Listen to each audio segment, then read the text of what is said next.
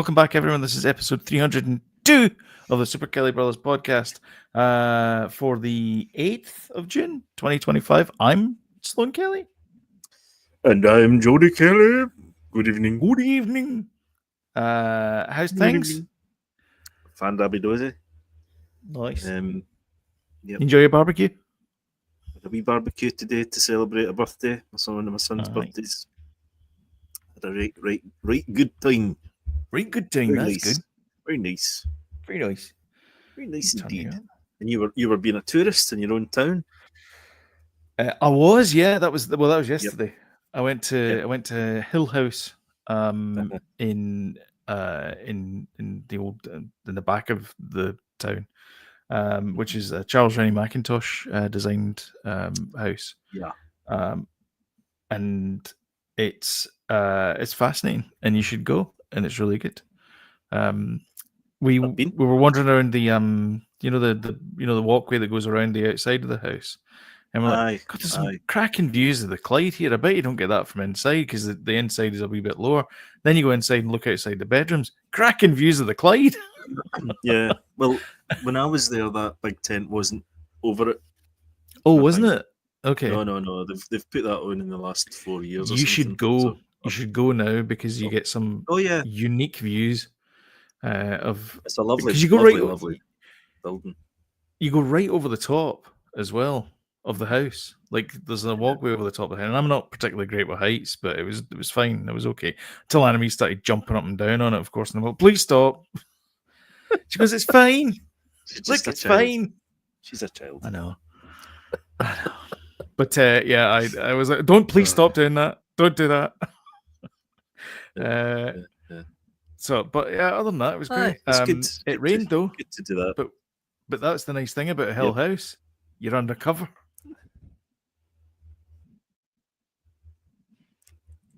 Yep. you were starting to drop out there. I hope you're not. I know. We're still in sync. Well, it seemed. What's your favourite colour? Blue. Oh, I said a colour that time. Oh, we're a bit out of sync. Oh, see, I said blue immediately. This could be a disaster. So this will be fun. Shall we crack on then? Just plough through, see how it goes. Okay. Do you want me to try the other internet? I don't know how good the other internet is, though. That's the problem. Yeah. Sorry about this, guys. Do you want me to try the other internet? You were on the other internet. I was, okay. I know, but I don't know. We'll try again. Maybe if I remove myself and come back in. Sorry. Aye. Maybe it'll.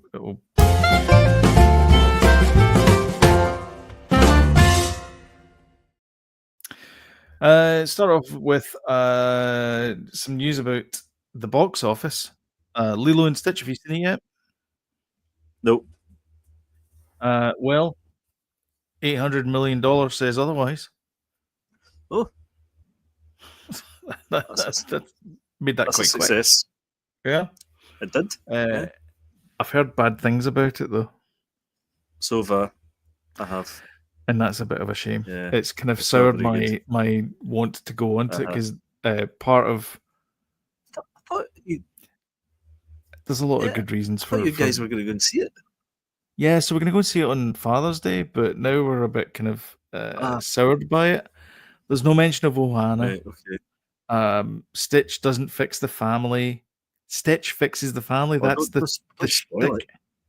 I know, but it's just all these little things that I've heard, and I'm like, I don't know, man. Anyway,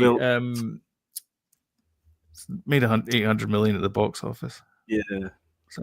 Well, for Father's Day, I'm getting taken to see Mission Impossible. I think that's more sensible. Actually, maybe that is more of a Father's Day dad film. movie, I suppose.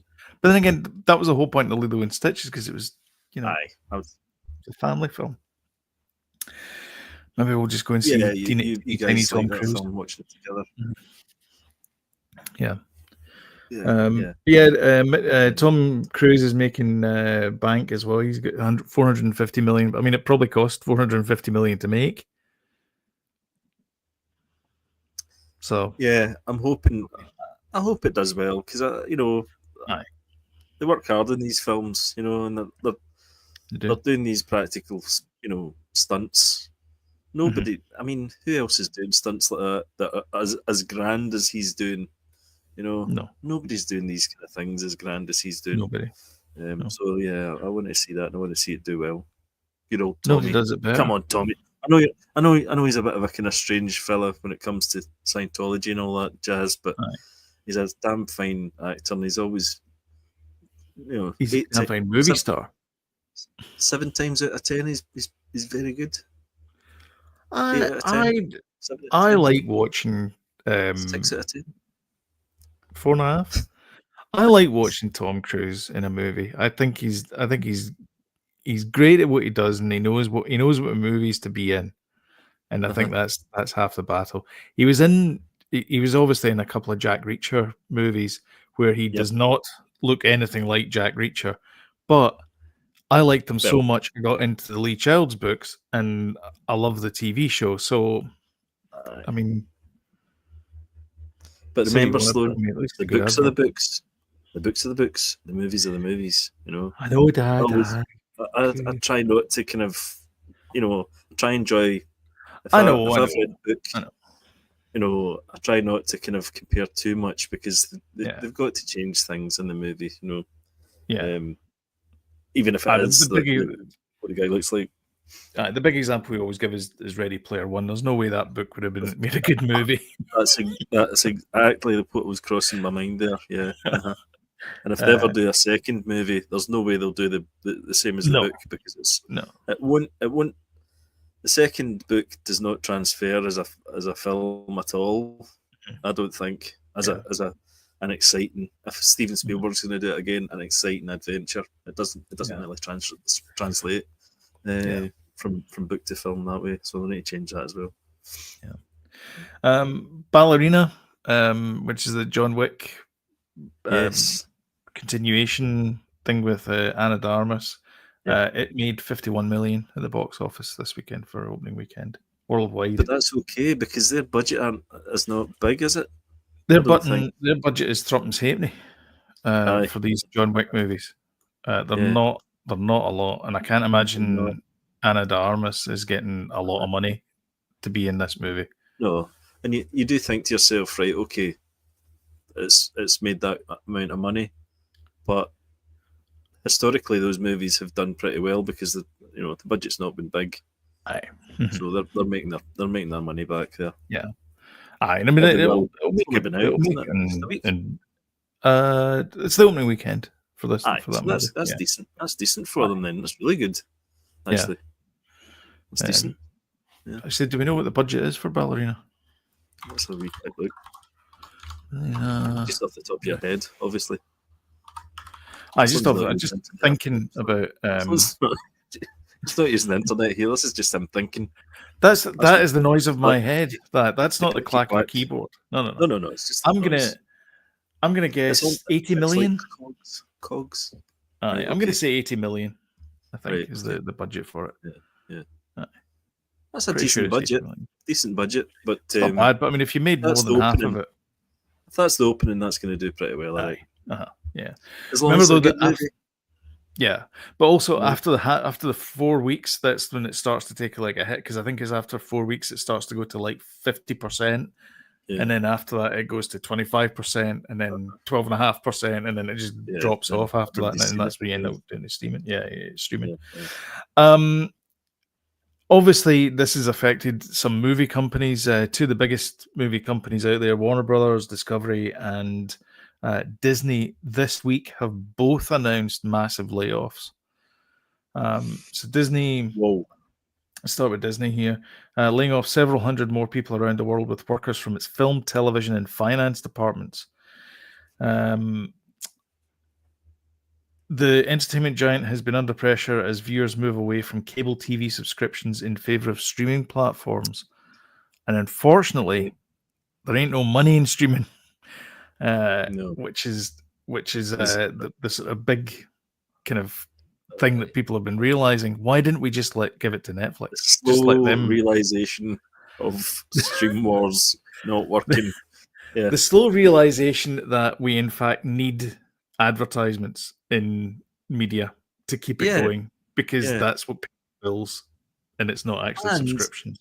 And we were talking about this about people that like to binge. I think that's going to come into more and more as well. Like they're going to drip feed weekly, which I think Netflix are going to end up doing. Yeah. But if you want to binge it, they'll add a price tag on and say a binge tax. Aye, if you want to binge these shows, then you pay an extra £1 every month. Do you know? I would rather do that where I pay where the subscription is I get to see it every week rather than I get to see it in a Warner. Some shows I'm greedy for, though.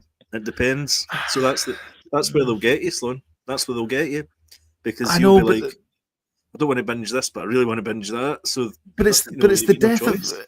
I mean, we do it on the podcast all the time. It's like, have you been watching such and such? It's like, I've not got to it yet. We can't talk about that until next week. Yep. And it kind of kills the conversation. Like it's not like every week where you're tuning in and you're watching it. You're watching a show and there's an event. Yeah. The water cooler effect. The water cooler effect, exactly. Yeah, I don't know. Yeah, did you see such and such last night? Yeah, we did it with Mobland though, because Mobland the finale landed on Monday. There, just after actually, it was while we were on air. It actually landed. Much to you were like, wait, what? There's another episode. I thought 9 episodes was that seemed like a finale for me. 100%. That felt like a finale, and then they did another finale on top of that. It was like an encore. And which like again makes sense. It was actually. We're all cheering, going, "Hey, what are they going to play for the encore?" And then they come back on and do another one, and which was nice. And we'll get to that obviously in the roundup of what you're watching. But that has been a good moment for us week to week talking about it, and going, can you what happened there and all that kind of stuff. Yeah. And I think we're missing that with the streaming. We're missing it with binging. And I'm not convinced that these releases of tranches of things is a good way to go either, because you've got the Stranger Things thing where it's releasing on when is it? It's like 2nd of December. 2nd of December, and then the next one is New. We're getting Christmas one. Eve, and then there's one in. No, we're getting one in December 31st, August, October, then Christmas, then New Year. And then New Year's Eve. No one here's going to watch it. I'm not going to watch it. No, but a lot of people will. I'll be half a bottle of whiskey in, Jody. You and me will be, singing. We'll be in a pub. A whiskey in our hands, hopefully. Exactly. Yep. Singing Auld Lang Syne for the new year. Yep. Right. At 8 o'clock in the evening. Exactly. So we'll be having a rare old time and not thinking about Stranger Things. No. So we're going to miss it. So that's the problem, is that they're letting go of people. So they let go of 7,000 people. This is Disney let go of 7,000 people in 2023. Yep. In the hope that would help. It didn't. And it's still like hemorrhaging money, because the problem binging though is you need content. You need constant content. Yeah. And constant content costs money. Yeah, but do you know there's a problem there as well. It's a good thing for Disney, but it's also a problem. Disney are seen as the family. It's good to have a family channel. Disney, it's a catalogue of all Disney stuffs there. But it's great for that. But when it comes to new content, Disney are not always consistently great. And nobody is, but them in particular. The TV shows look quite cheap sometimes. There's a lot of kids stuff, so adults don't have much to watch. It's all that kind of stuff, and it's obviously quite niche, the Disney stuff, which, like I say, is great. And if you want your catalogue, brilliant. It's sitting there. You can watch your, the Star Wars, your cartoons and all that. But it's very niche, and I don't know how they're going to break that. I really don't. Do you watch Do you watch any of the National Geographic? I don't watch National Geographic stuff. I watched that the one. I watched the one that Chris Hemsworth did. Was it Limitless? It was called or something. Limitless, yeah. Mm-hmm. It was good, but not really. No. Do you watch like 911 and those kind of like procedural type shows? No, I mean we watched that program. I can't remember what it's called. It's because there's the odd drama that kind of gets thrown up and goes, oh, that's meant to be really good. It's the family that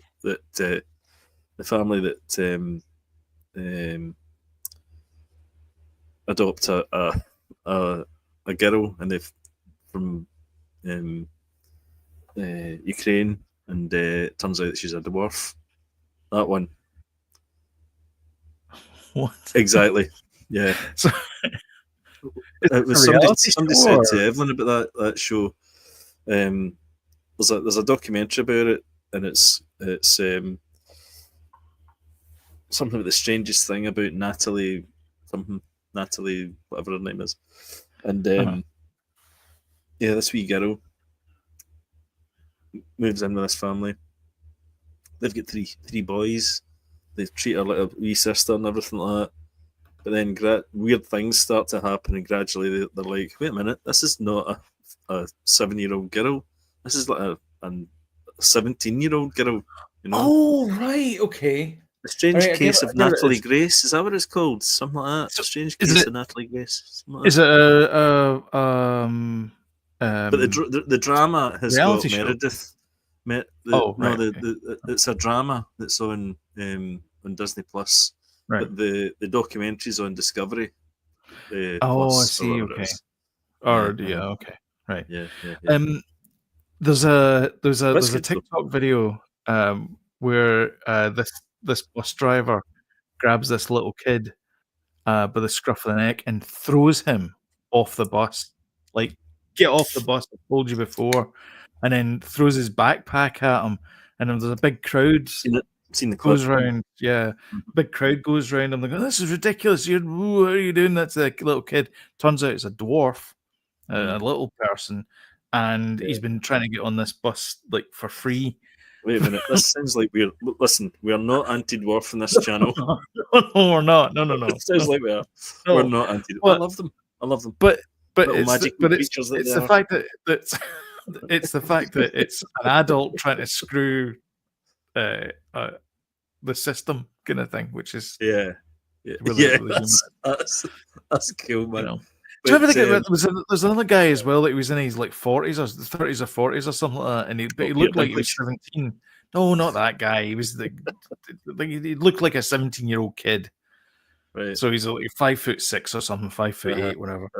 And he went to school, but it turned out he was like a 35, 38-year-old man. That's a great documentary about that. Alan Cummings narrates it. Right, okay. It's brilliant. It's really good, yeah. And he befriends. They'll think he's just a wee bit more mature and a bit more, kind of, less pubescent than the rest of them. And it's really, really good, brilliant documentary. That, Again, can't remember the name of it. Yeah, Google it. Sticking with corporations are evil. Lionsgate boss says studio can use AI to adjust movie ratings and create kid-friendly cuts after the movie's been shot. Whoa, that's clever. But, so you can basically put it into the big AI machine and say, do it anime, make it PG-13, and 3 hours later you got the movie. Never. That's what the Lionsgate guy says. Yeah. What, adapt it to audiences then? Adapt a movie to audiences? Lionsgate announced last September it had inked a deal with AI startup Runway to allow filmmakers the chance to augment their work and to help the studio enhance and supplement their operations. The pact was touted as Runway's first deal with Hollywood studio, and does it allow AI to run with them? And yes, it does. It says Lionsgate says they're trying stuff to see what sticks when it comes to AI, and this is one of the things that they're doing. I wonder how long it's going to be before we see a fully AI piece of work. Have you seen the AI sitcoms? Movie, but no. The AI sitcoms are quite funny. Well, I've watched the Star Wars ones that we were sharing with James through the week there. Yeah. I don't know if we mentioned them, but we might have mentioned them in the Thursday show when we do the watch along. Plug. Might have done, yeah. For Andor. The Andor one, episode 8 is season 2 is coming up on this Thursday. Coming up this Thursday. Yep. Yeah. But some of them are fantastic. Somebody's, this one guy that's on YouTube, and he's done the explosion of the Death Star from the inside. He's done Tarkin and Vader talking to each other. He's done Palpatine and Vader having a bit of an argument about how things should be. Yeah, they're really good. Them, it's fantastic. So I just wonder how long it's going to be before we see something really decent, though. All right. I mean, when AI first came out with the kind of motion stuff, the kind of weird big all blended hands were blending into faces monsters. Stuff like that, yeah. I like that though. I like that. They were doing that thing where they do that kind of that. Yeah, that thing that kind of merges in. Your dreams are a bit like that though. Sometimes it's like things blend into other things, and so it's almost like seeing that in real life on a screen. They call it hallucinating. When an AI makes a mistake, it's called a hallucination. Yeah, it's weird, isn't it? I used AI getting better to search for things. Like I find it a better search engine. Like you can tweak. It's almost like you can get the search results and tweak the search results. Well, my daughter was telling me today that one of her friends was having an argument with her boyfriend, and she had used the AI to reply to one of the comments that he'd made, and they could tell because of the way it was kind of the phrasing and the punctuation and stuff like that. It's not your voice. It was they could tell it was like, that's not her that's said that. So she used the Chat GPT to to Chat GPT for an argument. I think AI can be AI I think is like a power tool. It can help you get the job done faster. Yeah. But I wouldn't ask a power tool to build a house. No. You know what I mean? No. It's like there needs to be some control over that power tool. That's the worry. It's the same thing with AI. Well, the kind of my line of work, it's like, right, okay, give me a 6-story building, fully coordinated services, plant room, the bottom. But here's the thing, though. That stuff that you're talking about, that used to be called procedural generation, where you're basically taking like the framework for a floor and then you're applying it to the next 10 floors and then add connections or whatever it is to there. Yep. That's procedural generation, and that's proven to work. Like that works because it's very specific. AI, on the other hand, is a bit loosey-goosey, and you don't know exactly what's going on underneath the hood. And it's making decisions that it might not necessarily fit within the constraints of that thing. Whereas a procedural thing is very prescribed. But from that example, though, like if you're making a movie, and you said, right, I want like this scene, break it into scenes, and say, right, this is a 2-person scene. It's a conversation around a table, spaceships in the background, blah, blah, blah, these futuristic, realistic, photogenic, blah, blah, blah. Cinematic, looks a bit like Terry Gilliam. You could even do things like that, and then you can use AI,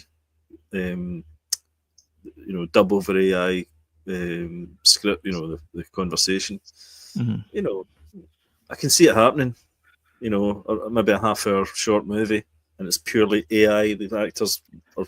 But at what cost, Jody? At what cost? A lot cheaper. How many trees have? It's not cheap. No. Because what about the environment? Because the amount of power that's required for these things. I mean, AI isn't cheap because you can make it. AI isn't cheap because you get rid of the human component of it. AI is expensive because you need to, burn fuel to power the computers. and that takes energy, and that takes time, and that takes money, and so it's not cheap. It's just an alternative way of doing it. Plus, also you're basing it on prior art as well. So it's taking, like, for example, let's take your entire body of work as an artist, and then saying, give me this anime in the style of Jodie Kelly's paintings. Yeah. That's taking all your art and making something else from it. Now, is that copyright theft? Well, or is it, or... you would think so, wouldn't you? Yeah. You would, but they call it training data. Yeah, well. So Alistair is. I've recently used the AI to create a new YouTube channel. Oh, it's totally created by it. It picked the name, creates the stories, images, tells when I uploaded, tells me when to add the sound effects. Whoa! Let us know what that is, and we'll look at that. That sounds interesting. A bit like wagging the dog. I'd like to see where this is going. I have to say, and it is helpful, but at the same time, it sounds quite as if there's a lot of people going to be unemployed. Yeah, I know. Well, exactly. I mean, you've only got to look at this video. Sometimes I use AI to generate an image when I'm creatively bankrupt that week. Right, so you're not actually or having a chance. No, this isn't me. You meant this is right an now. AI. You're an AI. No, the thumbnail for the video. AI. Oh, for God's sake! It's never worth it. Alistair here. It is the director of the channel. I've had very little input except stitching the story together. It's wrote the next 5 episodes and storyboards by itself with no input from me. Wow, that's interesting. Whoa. That's really interesting. So, if you want a Webby for it, though, Alistair, would you go up and pick it up, or would you send the AI robot guy? Yeah. Interesting. Yeah. Anyway. Next. Casting news. Next, please. Casting news. Marvel's Vision lands Schitt's Creek star Emily Hampshire as Edith. Who's she playing? Edith. Stark Industries artificial intelligence introduced in 2019's Spider-Man Far From Home. All right, okay. Was that not the voice of Scarlett Johansson? Or who was it before? Somebody famous. Yeah, I think so. Somebody's voice in the Spider-Man movies that was a famous person. That's Sloane's brain again going clickety click clack. So now when you search for it, it comes up with Emily Hampshire. Oh, does it? Let me see if I can see who's been. I bet it was like Tina Fey or somebody, something like that.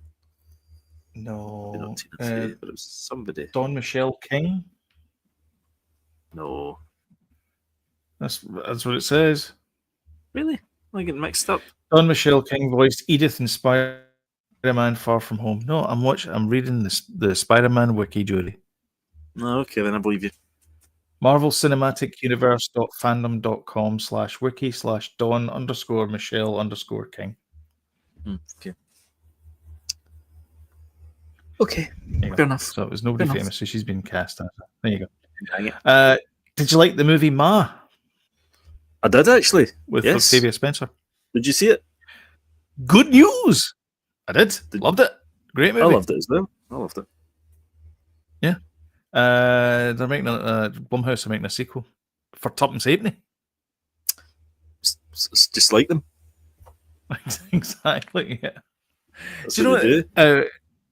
Thinking with there's certain movies that are kind of formulaic and could be written by a computer, and you would never know because I'm thinking Hallmark Christmas movies and the vast majority of straight to video or straight to DVD or straight to streaming rom-coms. Yeah, they're all exactly the same. Yep. It's always boy meets girl. They hate each other initially, then they fall in love, and then by the end of the second act, they fall out of love with some misunderstanding that they could have revealed in the first half, but they didn't bother, and they fall out, and then they realize that they're better off together, and then they come back together, and then they get happily married or whatever. We get it. Yeah. You know what I mean? I'm just saying that you could type that into the old I know, but that's that's not really using anything creative that you're typing in even for that. That's just saying write me a generic rom-com. Aye, That's what you're saying exactly. there. But if you they put all are like that. But if you put interesting stuff into it, you're going to get interesting stuff out. Aye, but that's the thing though, is that you come up with the general idea and then they just fill in the words. It's a bit like Barbara Cartland in Little Britain saying, "Have you ever read the Bible?" Yeah, I know. But the thing is though, I mean, look the leaps and bounds already. This AI's taken. Aye. And we're back to AI for some reason, but I know. Sorry, that was my fault. Yeah, guys, take away from it. Let's move on from AI. Let's move on. Let's not talk about it. I love that movie, by the way, Steven Spielberg movie, AI, fantastic. Yeah. I do love it. What movie? Oh, the Jude Law one. Hi. The Jude Law one. Yeah. Nintendo released a console this week. Oh God, I've got a lot to say about this. By the way, I've got a lot to say about this. My web page isn't working. Sorry, I'm trying to get to the page here. Nintendo Switch 2 blows out. For the love of, I accept cookie. I hate these accept cookie. Come on things. Thanks very much, EU. Yeah. Come on, son. Nintendo Switch 2 blows out launch day sales record in record fashion. Double use of the word record. Oh dear. So it sold millions. Everybody loves it. Jody. Well, yes. I didn't buy one in day one. I might get one, but and I've looked at a lot of stuff online about people buying it and stuff. The first thing that I saw, an unboxing of it kind of thing. I've seen a couple, and then putting the cartridge in for Breath of the Wild or whatever it was. And what comes up is, please wait while we download software.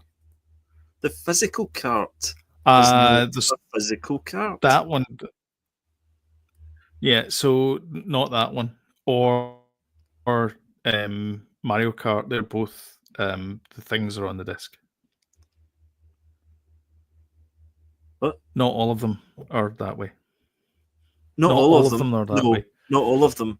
But if I'm buying a physical, I don't want it. I'm buying it because I want a physical cart. But this is basically like just a key to say download software, which I find a bit strange, to be honest with you. Which also says to me that Nintendo are trying to get away from physical carts completely. By doing that. Well, that ain't good. This is the streaming all over again. It's this, like these companies. I mean, they don't want you to have control over the software, or the movie, or the music, or whatever it is. They want you to pay monthly. Pay monthly on the off chance that you'll use the service. Yeah. But anyway, so there's that, right, which is a bit weird. Mario Kart just looks like Mario Kart, but I'm sure there's extra things that people are getting a bit excited about. I thought it looked a bit like the free roaming. Looked a bit like Burnout Paradise, which I really liked. I love that. I love that game. Yeah. Yeah. That's one of the finest Burnout games ever. But there's some there's some great things as well. I mean, Cyberpunk looks fantastic on it. We're getting the Outlaw Star Wars Outlaws on it. So I'm going to get one. I like the fact it's a bigger form factor. But did you see through the week as well that PlayStation did their state of play, and Xbox have just done one either I was going to say. They just did it, right? I was going to say, They've got a handheld coming out as well. They do. They have a handheld in conjunction with Asus. So they're bringing out the Asus Xbox Ally and Xbox Ally X. I don't know what the differences are, but it's essentially their Ally things, Ally handheld pew devices, but it's Xbox. Aye. So it's an actual rival to the Switch, which the Switch has never had, which is going to be interesting. PSP and the PS Go as well. No, the Switch has never had. Oh, the Switch, sorry, has never had a rival. I don't mean Nintendo's never had a rival as a handheld company, but I mean you could argue that they've never had a rival because the DS and all that have sold far more than any other handheld put together. But the Switch has got a rival, so that could be interesting because you've obviously got the Game Pass factor with Xbox in your hands. There's no, you can't take off it's not the same as the Switch. You can't take off the Joy-Cons. No, they're bolted on. Deck, Steam Deck. But there's a few of these Steam Decks. So I mean, there's the Steam Deck, the Align, and there's another one as well. I can't remember what it is, but it's Dave 2D on YouTube. He's reviewed a couple of these units. There's one that's coming out that's like it's the same as the Windows version of it, but it's using Steam. So this is Valve are doing secondary SteamOS things. There's handhelds coming out all the time, but that Xbox one's quite a big deal, I think. Yeah. And Steam was probably the previous big deal that was maybe a rival to Switch. But right, here's my other one. I was watching beat 'em ups, and he was trying out the camera. How this is the other big thing that they announced that it was going to be. You can speak with your friends, and your friends will appear on the thing. It doesn't work. It doesn't work properly. It's absolute rubbish. It's garbage. Why would you want it anyway? Who's crying out for that feature? Well, I think more and more kids are kind of. There's a lot of social aspect in gaming now. Again with this. No, but but it doesn't. Anyway, it doesn't work properly. It's crap. It's good. Cutting off the top of people's heads. The audio's pretty shoddy. It doesn't seem to work very well. So I don't know if they've kind of brought it out or brought the camera out too soon and made a bit of a mistake there. So there's a lot of good, but there's a lot kind of some bad about this Switch 2 as well. Yeah. Like I say, I've not had hands on myself, but just what I've seen. The biggest one I saw, or the fault that I saw, was it's a bit sugary in the hand when you're playing it, and it's because there's a bit of play in the Joy-Con. In fact, I have an old Switch here. But then there always was with the old one as well. Or the old one. Not as much. I mean, there's not much. Yeah, I've heard various things. I've heard it's quite solid, and I've also heard it's a bit sugary. But I've heard the mouse thing works pretty well. Yeah, the mouse I've heard that as well. Yeah, that works pretty well. You can do it on your leg. You can do it kind of anywhere. Which is good. I think it's a good addition. But yeah. We'll see. Yeah, we'll see I'm not particularly rushing out to buy it. No, I don't commute, so that's kind of one of the reasons. If I commuted and I was throwing something in a bag, I might think about it. But anytime I commuted, I drove in anyway. And so I've never really. For me, it's quite good just sitting in the sofa and Neville's watching TV and I'm sitting playing that. My OLED. I've got an OLED. Yeah. Is that the one with the I can't remember now. Is it got the built-in joysticks? The OLED one that you've got. Built-in joysticks? Aye, the you can't pull them off. No, that's the mini one. That's the Wii one. Right. The OLED's the white one. Right. Okay. Oh, so it is. Yeah. It's the bigger screen. Yeah. It's not It's less bezel around the screen, so the screen's bigger. It's an LED. OLED, I think. OLED, sorry, OLED. Yeah. Plays in the title, I suppose. Yeah. So that's what I've got. So right now it doesn't look. I know it is. Apparently it's more of a leap than Nintendo's ever done before between consoles as well. Yeah. Technology wise. So we'll see. Yeah. We will see. Yeah, I mean, like I said, I'm not in a huge hurry to. I'm not in the market really for a new handheld. No. And I'm not going to get one just for the sake of getting one. No. The only downside is that it finally happened that these have started to drift. That's the only problem. You did well, and they're pretty bad as well. Yeah. The old drifty thing. So but then you just need to just replace them, I suppose. Yeah, well, that's the thing is that you got to go to Argos will sell you a pair of these neon ones. Yeah. The other thing though is Nintendo are being a bit cagey as to whether they've got Hall effect sensors in the new ones. I don't think they are either. They said they said they'll last longer.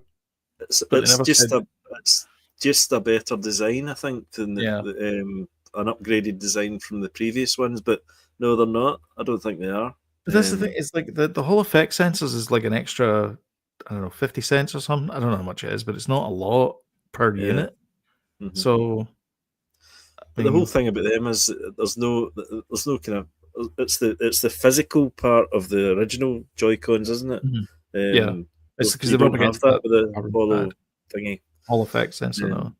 You don't have that with those ones. I don't know, man. I'm not jumping out to buy it, but at the same time, I will get one. Yeah. We'll see. I'm not sure. I'm still not sure. Do you want to watch some videos? Yes. 1 sec while I close a whole bunch of windows so that I actually have some bandwidth, I hope. All right, the first one is a little thing called Alien Earth.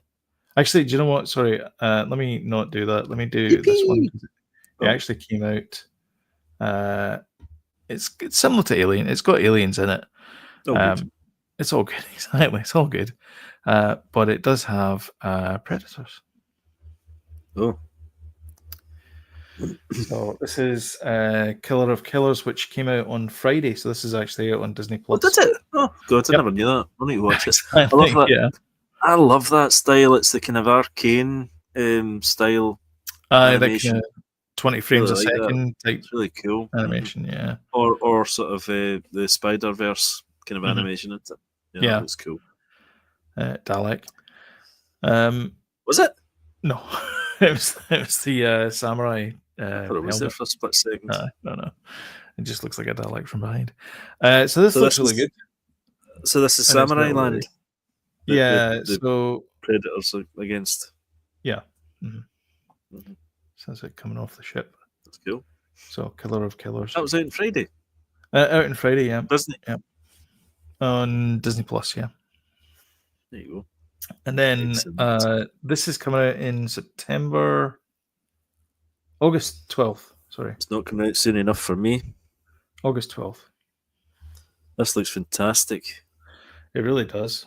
Really, really does. This looks like a cross between Westworld, Alien, and I don't know, some sort of Alien raised by wolves or something. Yeah. I don't know if Ridley's involved in this, but it's got high quality visuals in it. It says he's exec producer, but I don't know what that means. I read that he's done with it. Yeah, I read that he's done with the Alien franchise, whatever that means. So. I don't know if he's involved in this, and then that's him. That's the last thing he's going to get involved in. In his 80s, Ridley. Let's face it. So, yeah. He's God. He can't have many more movies. I hate to say it, but he can't have many more movies in him. No, or whatever. So they're great. Really good. Looks fantastic. Yeah. So this is the gist is that these are kind of synthetics or. What is it we call? Me and James were talking about this. What do they call the androids? And is it synthetics? I think so, yeah. But I don't know if they're synthetics or if they're because it's the brain of a girl human girl, and then she gets put into this avatar type thing. Yeah. Yeah. Because she's physically disabled or something. Timothy Oliphant. So that's good. Yeah. Oh, Nemec. That's the Nemec. dude from Andor season 1. Yeah. Yep. And also End of the Hacking World as well. That's right. That's what he was in. That was a great show. That was a great show, yeah. And then the last one, I don't know if you're interested in this at all, but Gen V season 2's coming. I didn't think they were making a season 2. I thought they were doing one and done. But do you know The Boys last season? I didn't watch either. Really? No, never. It was really good. And I know we should really get back to that. Actually, yeah. Never watched it. Don't know why. It's kind of what they should have done with Brave New World, to be honest. That season. I think it was a missed opportunity, but there we go. Yeah. Anyway, so yeah, the cast are almost all back. One of the cast passed away, unfortunately, so he's not going to be back. Right. Yeah. But yeah, so yeah, they're back to Godolphin University, and much hero stuff will ensue. Nice one. Nice. Yeah. That's it. And that takes us neatly into what are you watching?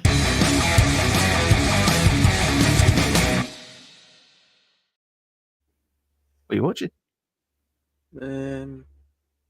Stuff. Not much this week, actually. I've never mentioned this before, but I watched Skinwalker Ranch, The Curse of Skinwalker Ranch. And I mean, I watch it. I'm blasting that show. I watched it ages. What are you laughing at? It's so funny. I don't love that show. I don't think you should admit that. Anyway, it's a great. Listen, you see if you watch that show, you'll start to believe as well. Oh, I've watched it. I've seen it. It's utter gut. I was watching one, and it was. If you can get past the guy's accent, it was secret. It was called Secret Corridors of the Aliens, right? Yeah. And I was like, what's this all about? And it basically said the Grand Canyon was formed by aliens, and I'm like, all right, I'm out. No, it's not like that. It's not like no, that. Honestly, it was like, oh, but this is the one where it's they go to the Skinwalker Ranch, and they do these experiments, isn't it? Yeah, that's the one. And there's one where they send a sound wave through the mountain, and it doesn't bounce back or something. I can't remember what it is, but I was like, well, listen, they get. I tell you, they get results, and it's pretty good. Anyway, enough of that. I do watch that. I do love it. We're watching Department Q. Have you not finished it? No, we're not finished it. No. Which was pretty good. So far. Set in Scotland. Set in Edinburgh. Yep. Really not watched much at all this week. God, I don't know what I've been doing myself. You watched Mobland? Absolutely shocking. Yeah, we watched the finale, the 10th episode of Mobland. The second finale. Aye, what a show! Absolutely terrific. Everyone's brilliant in it. Everybody should watch it. It's a shame it's kind of on Paramount Plus, but nobody's going to watch it. It's such a shame because it's such a great show, and I can't, I can't say that enough because it really is terrific. Our Friday movie, I can't even remember what it was. I don't even remember what it was. I know what mine was. So, I'll tell you what we watched last night, though. We watched. I can't remember the name of it. Doesn't matter. Right, on you go. Yours. What was your watching? So we finished off Clarkson's Farm, Mobland, and Department. Clarkson's Farm. I finished. Sorry. Yeah. Well, there's one episode to go with Clarkson's Farm, though. No, that's it. There's 8 episodes. That's it. What? There's 8 episodes. There's no 9th episode. There's 8. Was the 8th episode available? Aye. All right, I need to watch that then. Yeah. Because the finale always ends with "you have been watching," and then the cast of characters on it. Oh no, I've not watched the 8th one. What am I like? This is Chernobyl all over again, Jody. Chernobyl. This is Chernobyl. This is your Chernobyl. Twice though. I true enough, yeah, in as many weeks. Clarkson's Farm. That show is just brilliant. It started off. I think the show started off kind of. I was like, every season, I'm like, do I really want to watch this? This won't be as good. And Caleb was there. And I was like, Caleb. And I'm like, but Harriet was good though. She was great. I like Harriet. Then it all kind of, you get familiar, and you're like, oh god, and then obviously they added the element of the pub and it was just terrific. I loved it, absolutely loved it. I think what does come across, and various people have said this. By the way, this is the farmer's favorite TV show. They don't watch Country File and all that kind of stuff anymore. They watch Clarkson's Farm, and it's because Clarkson is This is. I know he's getting paid for a TV show and all that kind of stuff, but it's his money that he's literally ploughing into Clarkson's Diddley Squat Farm. Whoop. No pun intended. No pun intended, Your Honor. And he's putting his heart and soul into it, and he's wanting to make a go of it, and you can see that in the show. Like, he does get like emotionally involved in the pig rearing and all that kind of stuff, and there's some good jokes in there, but Richard Ham and all that kind of stuff. But all these kind of things. He genuinely frets over things, and he wants it to be all the produce. He's British. He's selling. Is from his farm or from a certain from that area. I think he's got to sell if he's saying it's. I think with 16 miles or something. Something like that, yeah. But he's getting involved with other farmers as well and selling their stuff. Yeah, their produce as well. Because that was his big thing, was to have like a co-op or a collective or whatever you want to call it, where like they all like chip in and then they sell the products by themselves for themselves. Exactly. They don't have Coke and they don't have ketchup in the farmer's dog. Nope. And the reason why is because Britain doesn't make ketchup. Yeah. Which is the most bizarre thing, because it's a factory in it's the same as HP as well. It's made in a factory in the Netherlands now. Thanks, Heinz. But I was watching TikTok, and there's a company that found this out that nobody makes ketchup in the UK. And they're making ketchup in the UK now. This company is a condiments company in the UK, and they're making a British ketchup. And he's meeting with Jeremy Clarkson next week to see if he can get it in the pub. So there you go. So ketchup could be coming to Diddley Squat Farm. Not Diddley Squat. We are definitely going to get in there, by the way. Summer's dog. Oh no, absolutely. Yeah, we've got to go down. That's the next road trip that we need to plan. Yeah, at some point. Just before the harvest.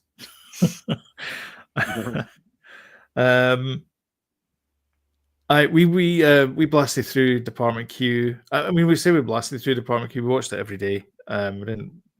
There was a couple of days we watched multiple episodes, like 2 or 3 episodes, but for the most part, it was one a day. Brilliantly acted. I don't want to spoil it for people, but. There's some things I did not see coming, and it's like, whoa, and it made nothing but sense. And you're like, how the heck do you keep that hidden? Just really good. I started watching that Fred West doc. I've got like 20 minutes to run on it. What can you say about Fred and Rosemary West? Deplorable, just the worst human beings. It's the footage. It's the footage of him when he's going to his garden and going pointing at bits. That's one. Yeah, that's one down. And then he was laughing because he's like, "Oh, did you see that?" There's a thigh bone sticking out. Adult. Yeah. It's like, oh, I never saw that there. Did he have an appropriate adult because he's a bit, slow? No, there's actually another show you need to watch, and it's a drama called Appropriate You Adult. give me homework now? Yeah. Oh, really? So I didn't because I know an appropriate adult because I watched Adolescence. I know that an appropriate adult is for kids, but I've never seen one with an adult. Yeah. I'm not sure why but it explains it in that the drama does explain it. So what you're saying is, by the way, now I have to watch a prequel. The drama. Sorry. Continuing Murderbot, those episodes are too small. I know I complain about episodes being too long, but 24 minutes when you've got 10 minutes of flashback and credits is 14 minutes of action, and it's not a lot. So yeah, it's there's a reason why comedies and half-hour shows are 22 minutes, is because you get 22 minutes, and then either side you've got the credits either side of that, so you don't include them in the 22 minutes running time for your 3 acts. Anyway,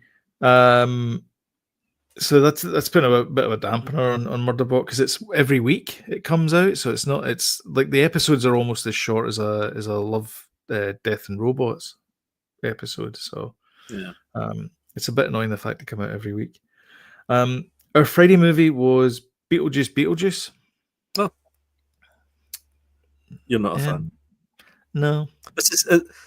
If you like the first one, it's exactly the same, pretty much, or not exactly the same, but it's the same feeling. It's the same vibe. Plot. I liked it. I liked it. It was very much Beetlejuice vibes. There's no baddie in it, though. I mean, really? Not really. There's no baddie in it. I mean, Monica Bellucci kind of runs around and does various things. Yeah. There's a cameo from Danny DeVito in it, and Jeffrey Jones is plasticine for obvious reasons. Catherine O'Hara is not as manic as she was in the first one, and that kind of, I didn't like that. And I could tell that the bad guy in it was a bad guy from like when she crashed the bike into his tree. And it was like, you might as well put, "Hey kids, it's the bad guy." Yeah, me too, actually. On screen. Yeah, it was a bit predictable, I suppose, but I think if you liked Beetlejuice, it was fine. Just quickly, our movie was, I remember now, it was 7. The movie 7. What's in the box? Bradley Pitt and Morgan Freeman. Yeah. Directed by Dave Fincher. Which we all know. People are complaining about. Which we all know is a great film. People are complaining because the special editions have futzed with the colouring of various scenes and darkened things and lightened other stuff, and it's not as good as it used to be, apparently. If you're one of those aficionados. All I remember is we had this crappy copy of Withnell and I, me and Douglas, and we had a flat together, and it was on at the GFT in Glasgow. We went along to see the GFT. First of all, it was really loud. I wasn't expecting that. And second of all, I could see things. So yeah, sometimes it's helpful to have a good print so you can see things. I think we might have to wrap up. I might have to disappear. All right. Okay. Well, let's do that anyway. I don't have anything else to say. If you would like timely reminders of when we put something up, don't forget to hit the old subscribe button and notification bell.